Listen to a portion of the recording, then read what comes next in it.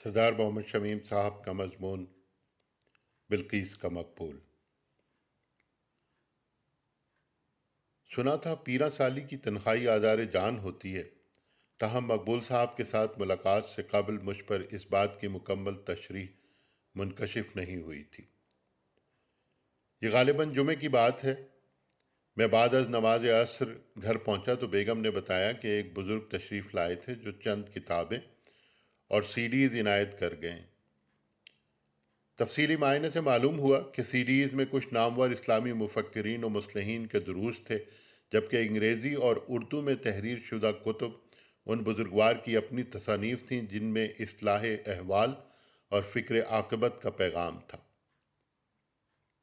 ये तमाम अशिया जिस लिफाफे में मलफूफ थीं, उसकी पुश्त पर हज़रत का रिहायशी पता दर्ज था।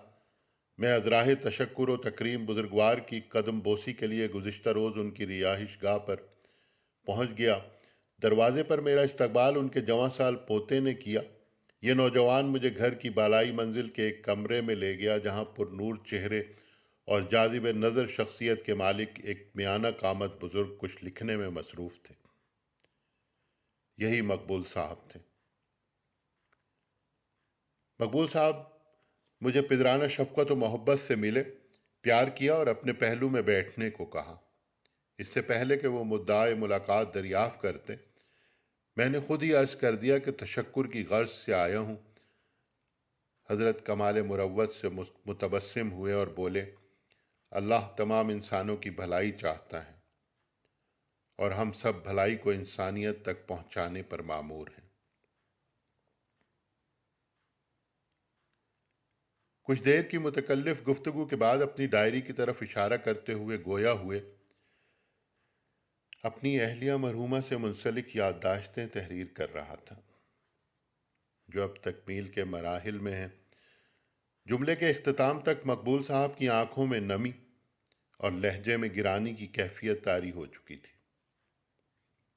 कदरे तामुल से बोले, बिल्किस का और मेरा साथ 66 साल 4 माह और 9 दिन रहा। माहो साल को इतनी दुरुस्तगी की हद तक याद इंसान या तो कर्ब के हालात की वजह से रख सकता है या फिर कुर्ब की निशात की वजह से। ताहम मेरा और बिल्किस का रिश्ता कुर्ब का था।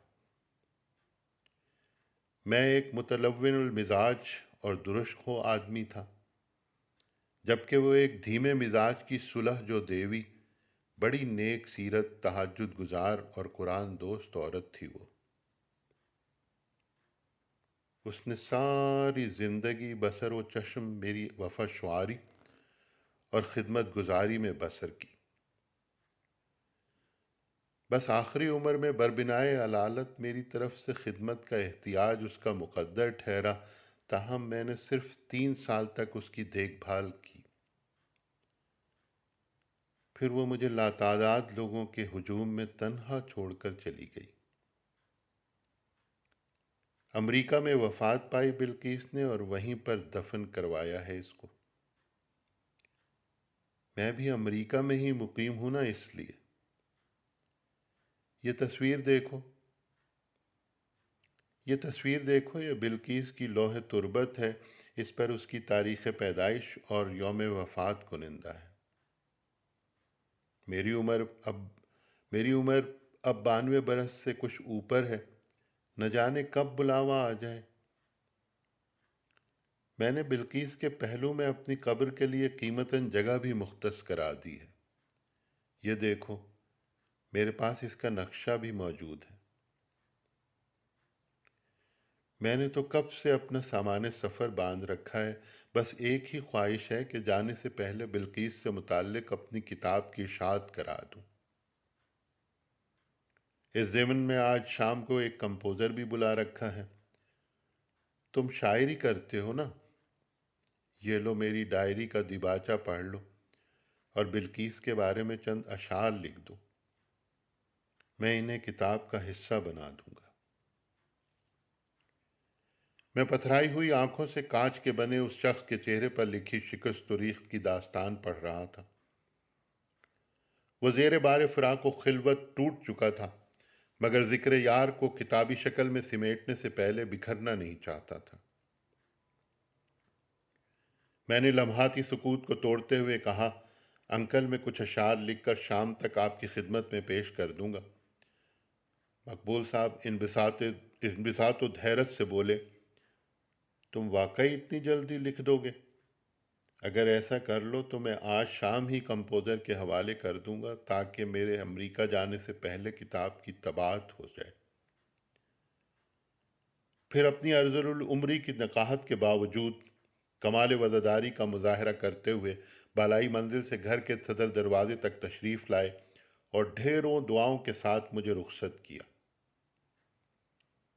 کوئی آدھے گھنٹے کے بعد میں نے یہ اشعار اس امید کے ساتھ کہ شاید بلقیس کا مقبول اپنی سرگزشت میں قبول کر لے انہیں لکھ بھیجے۔ عہد رفتہ کا جو مقبول گما کرتا ہے، عہد رفتہ کا جو مقبول گما کرتا ہے، درد فرقت میں بہت آہ و فغاں کرتا ہے۔ صورت شمع فروزاں رہی بلقیس جہاں، ایسی محفل کو تسلسل سے بیاں کرتا ہے۔